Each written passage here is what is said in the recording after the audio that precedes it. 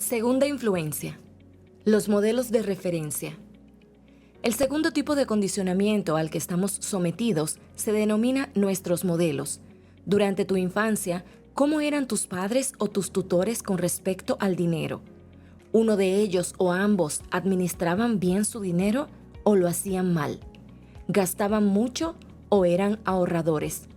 ¿Eran hábiles inversores o no invertían? ¿Asumían riesgos o eran conservadores? ¿Había constantemente dinero o era este más bien escaso? ¿El dinero llegaba con facilidad a tu familia o era siempre una lucha conseguirlo? ¿Era una fuente de alegría en casa o causa de amargas discusiones? ¿Por qué resulta importante esta información? Probablemente hayas oído la expresión mono de repetición. Así somos los humanos. De pequeños aprendemos todo de los modelos que tenemos alrededor. Aunque la mayoría de nosotros odiaríamos admitirlo, hay bastante verdad en el viejo dicho, de tal palo, tal astilla. Esto me recuerda el chiste de una mujer que preparaba las rebanadas de jamón cocido para cenar cortándole los dos extremos. Su marido, que ya había observado dicha práctica, le pregunta un día ¿por qué corta los extremos del jamón? Ella le contesta, así lo hacía mi madre. Resulta que la madre de ella venía esta noche a cenar, así que le pregunta por qué cortaba los extremos del jamón, a lo que la madre responde, mi madre lo hacía siempre así.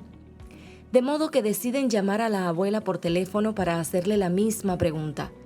¿Cuál creéis que fue su respuesta? Porque mi sartén era demasiado pequeña. La cuestión es que, en general, en el ámbito del dinero, tendemos a ser idénticos a uno de nuestros progenitores o bien adoptamos una actitud que es combinación de las que cada uno de ellos tenía. Por ejemplo, mi padre era empresario de la construcción. Construía entre 1 docena y 100 casas por proyecto. Cada proyecto requería la inversión de una enorme suma de capital. Mi padre debía aportar todo lo que teníamos y pedir grandes préstamos al banco hasta que se vendían las casas y llegaba el dinero en efectivo. Por consiguiente, al comienzo de cada proyecto no teníamos dinero y estábamos endeudados hasta las cejas. Como puedes imaginar, durante este periodo, papá no tenía el mejor de los humores y la generosidad tampoco era su fuerte. Si le pedía cualquier cosa que costara aunque fuese 1 centavo, su respuesta estándar después del habitual ¿de qué estoy hecho? ¿De dinero? Era ¿estás loco? Por supuesto, yo no obtenía ni 1 centavo, pero lo que sí lograba era esta mirada de ni se te ocurra volver a preguntar. Estoy seguro de que la conoces. Este panorama duraba aproximadamente 1 año o 2, hasta que las casas al final se vendían. Entonces estábamos forrados de pasta. De repente papá era una persona distinta, se sentía contento, era amable y extremadamente generoso. Venía y me preguntaba si necesitaba unos cuantos dólares. A mí me apetecía devolverle su mirada, pero no era tan estúpido. Así que me limitaba a decir, claro, papá, gracias. Y ponía los ojos en blanco. Así la vida estaba bien, hasta el temido día en que llegaba a casa y anunciaba, he encontrado un buen terreno, vamos a construir otra vez. Recuerdo perfectamente que le decía, fantástico, papá, buena suerte. Mientras se me hundía el corazón sabiendo los apuros que estábamos a punto de pasar otra vez. Este patrón duró desde que tuve uso de razón, más o menos a los 6 años, hasta los 21, cuando me fui de casa de mis padres para siempre. Entonces cesó, o al menos eso creía yo. A la edad de 21 años terminé de estudiar y me convertí, lo adivinaste, en constructor. Luego pasé a otros tipos de negocios basados en proyectos. Por alguna extraña razón, hacía una pequeña fortuna, pero no mucho tiempo después ya estaba arruinado. Me metía en otro negocio y creía estar de nuevo en lo más alto del mundo, solo para tocar fondo 1 año más tarde. Este patrón de altibajos continuó durante casi 10 años antes de darme cuenta de que tal vez el problema no fuese el tipo de negocio que elegía, los socios, los empleados que tenía, el estado de la economía, ni mi decisión de tomarme un tiempo sin trabajar y relajarme cuando las cosas iban bien. Finalmente reconocí que tal vez, solo tal vez, estaba reviviendo inconscientemente el patrón de ingresos con altibajos de mi padre. Todo lo que puedo decir es que menos mal que aprendí lo que tú estás aprendiendo en este libro y que fui capaz de reacondicionar mi mente y salir de ese modelo tipo yo-yo para pasar a tener unos ingresos en crecimiento constante. Actualmente, el impulso de cambiar cuando las cosas van bien y sabotearme a mí mismo aún aparece, pero ahora en mi mente hay otro archivo que observa este sentimiento y dice: gracias. Ahora concentrémonos de nuevo y volvamos al trabajo. Otro ejemplo es de uno de mis seminarios en Orlando, Florida. Como de costumbre, la gente iba subiendo en la fila al entarimado uno a uno para pedirme un autógrafo y saludarme, darme las gracias o lo que fuese. Jamás olvidaré a un señor mayor porque subió sollozando. Apenas sí podía contener el aliento e iba enjugándose las lágrimas con la manga. Le pregunté qué ocurría. Me dijo: tengo 63 años y llevo leyendo libros y yendo a seminarios desde que se inventaron. He visto a todos los conferenciantes y he probado todo lo que enseñaban. Lo he intentado con las acciones, con la propiedad inmobiliaria y he tenido más de una docena de negocios distintos. Volví a la universidad y me saqué un máster en administración de empresas. He adquirido más conocimiento que 10 hombres normales y, sin embargo, nunca he alcanzado el éxito económico. Siempre empezaba bien, pero finalmente acababa con las manos vacías. Y en todos estos años nunca supe por qué. Pensaba que simplemente debía de ser un completo estúpido. Hasta hoy. Por fin, después de escucharle a usted, todo tiene sentido. A mí no me pasa nada. Simplemente tenía el patrón del dinero de mi padre metido en la cabeza y eso ha sido mi némesis. Mi padre atravesó de lleno la era de la depresión. Todos los días trataba de obtener empleos o de vender cosas y venía a casa con las manos vacías. Ojalá yo hubiera entendido de los modelos de referencia y los patrones del dinero 40 años atrás. ¡Qué pérdida de tiempo! Tanto aprender y tantos conocimientos. Comenzó a llorar aún más fuerte. Yo le respondí: ni hablar de que sus conocimientos sean una pérdida de tiempo. Simplemente han estado latentes, esperando en un banco mental, esperando que surgiera la oportunidad. Ahora que ya ha formulado usted un patrón del éxito, todo lo que ha aprendido en su vida se volverá utilizable y saldrá catapultado hacia el éxito. La mayoría de nosotros, cuando oímos la verdad, ya la sabemos. El hombre empezó a relajarse y comenzó de nuevo a respirar profundamente. Entonces apareció en su rostro una gran sonrisa. Me dio el mayor de los abrazos y dijo: gracias, gracias, gracias. La última vez que supe de él, todo le iba viento en popa. Ha acumulado más riqueza en los últimos 18 meses que en los últimos 18 años. Me encanta. Insisto, puedes tener todos los conocimientos y experiencias del mundo, pero si tu patrón no está programado para el éxito, estás condenado a fracasar económicamente. Muchas veces nos vienen participantes a los seminarios cuyos padres se vieron involucrados en la Segunda Guerra Mundial o que vivieron en tiempos de la depresión. Estas personas sufren a menudo un fuerte impacto cuando se dan cuenta de lo mucho que han influido las experiencias de sus padres en sus creencias y en sus hábitos en torno al dinero. Algunos gastan como locos porque podrías perder fácilmente todo tu dinero, así que más vale que lo disfrutes mientras puedas. Otros siguen el camino contrario, van guardando el dinero y ahorran para cuando llegue la época de las vacas flacas. Unas sabias palabras. Ahorrar pensando en que pueden llegar los malos tiempos podría parecer una decisión sensata, pero puede crear grandes problemas. Uno de los principios que enseñamos en otro de nuestros cursos es el poder de la intención.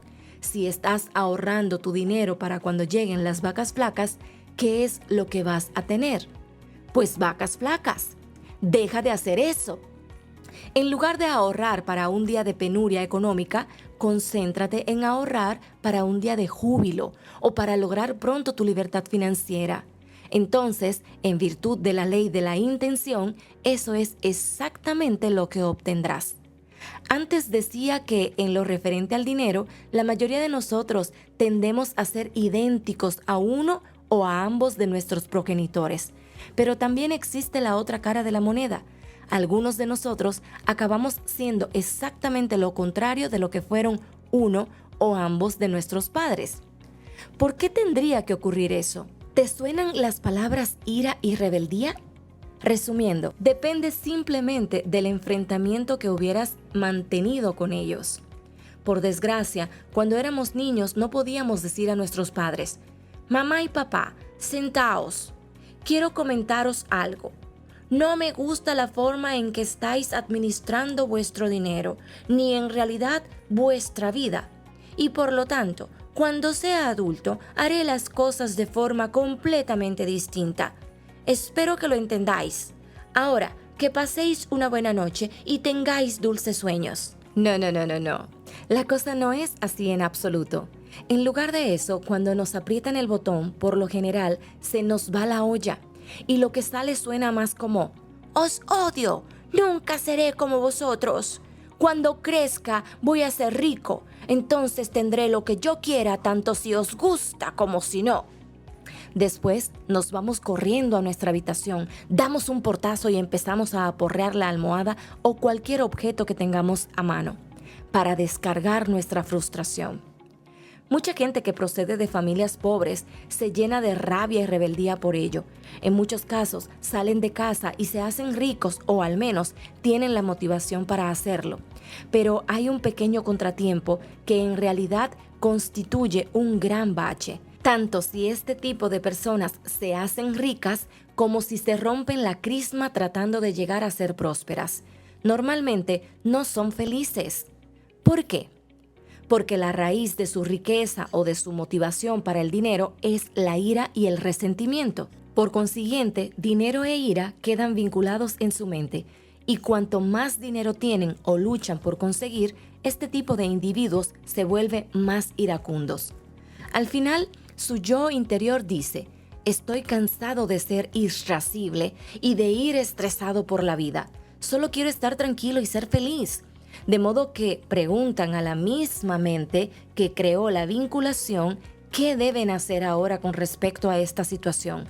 A lo que su mente responde: si quieres deshacerte de tu ira, vas a tener que deshacerte de tu dinero. Y eso es lo que hacen. Inconscientemente se deshacen de su dinero. Gastan más de la cuenta, realizan una mala inversión, caen en un divorcio económicamente desastroso o sabotean su prosperidad de alguna otra forma. Pero no importa, porque ahora estos tipos son felices, ¿verdad? Mentira, las cosas están aún peor porque ahora no solo son iracundos, están arruinados e iracundos. Se equivocaron al elegir aquello de lo que deshacerse. Se deshicieron del dinero en lugar de la ira, del fruto en lugar de la raíz. Mientras tanto, el auténtico problema es, y lo fue siempre, la ira existente entre ellos y sus padres. Y mientras no se resuelva esa ira, jamás serán verdaderamente felices ni tendrán paz interior, con independencia del dinero que tengan o no tengan. La razón o motivación que tengas para ganar dinero o lograr éxito es vital. Si tu motivación para adquirirlos procede de una raíz no productiva, como el miedo, la rabia o la necesidad de demostrar lo que vales, el dinero nunca te reportará felicidad. Principio de riqueza. Si tu motivación para adquirir dinero o éxito procede de una raíz no productiva, como el miedo, la rabia o la necesidad de demostrar lo que vales, el dinero nunca te reportará felicidad. ¿Por qué? Porque no puedes solucionar ninguna de estas cuestiones con dinero. Tomemos, por ejemplo, el miedo. Durante mis seminarios pregunto al auditorio: ¿cuántos de ustedes citarían el miedo como su principal motivación para el éxito? No hay mucha gente que levante la mano.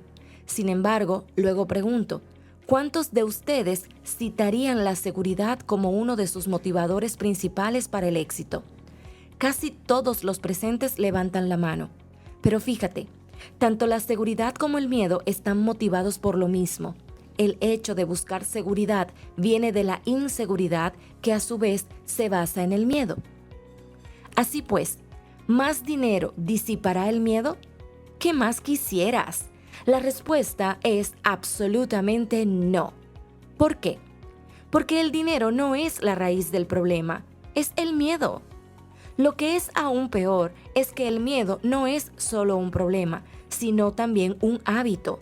Por lo tanto, tener más dinero únicamente cambiará el tipo de miedo que tenemos. Cuando estábamos sin Blanca, lo más probable es que temiésemos no conseguir jamás ningún dinero o no tener nunca el suficiente. Una vez que logramos tenerlo, nuestro temor normalmente pasa a ser: ¿y si pierdo lo que he ganado? O todos van a querer lo que tengo. O los impuestos me van a acribillar. Resumiendo, hasta que lleguemos a la raíz de este problema y disipemos el miedo, no habrá cantidad de dinero alguna que pueda ayudarnos. Por supuesto, si nos dan a elegir, la mayoría de nosotros preferiría preocuparse por tener dinero y perderlo que por no tener en absoluto. Pero ni uno ni lo otro son modos de vivir demasiado inteligentes. Al igual que quienes actúan movidos por el miedo, muchas personas se sienten motivadas a alcanzar el éxito a nivel económico para demostrar su valía. Trataré de este desafío con detalle en la segunda parte del libro, pero por ahora limítate a darte cuenta de que no hay cantidad de dinero que pueda jamás aumentar tu valía. El dinero no puede convertirte en algo que ya eres. De nuevo, al igual que ocurre con el miedo, la cuestión de tener siempre que demostrar lo que vales se convierte en tu forma habitual de vivir. Ni siquiera reconoces que está dirigiéndote. Te tienes a ti mismo por alguien que desarrolla al máximo su potencial, que siempre obtiene excelentes resultados, que es avezado y resuelto, y todos estos rasgos están bien. La única pregunta es, ¿por qué? ¿Cuál es el motor fundamental que guía todo esto?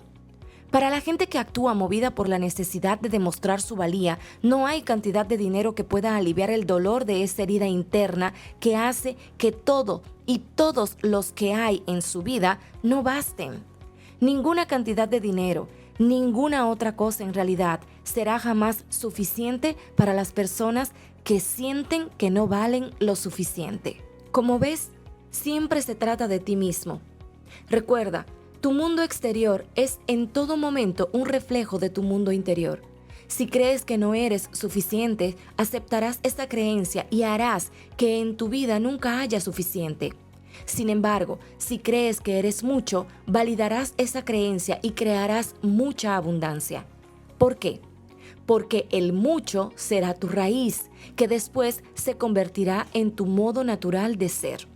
Desvinculando tu motivación para tener dinero de la ira, el miedo y la necesidad de demostrar lo que vales, podrás instalar nuevos vínculos que te harán ganar dinero a través de la intencionalidad, la contribución y la alegría.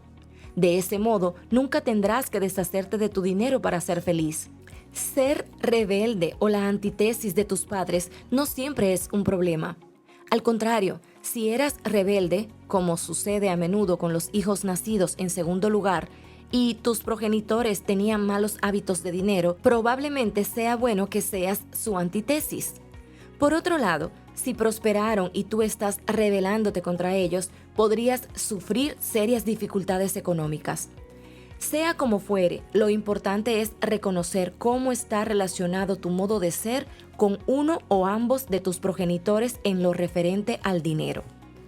Pasos para el cambio. Modelos de referencia. Conciencia.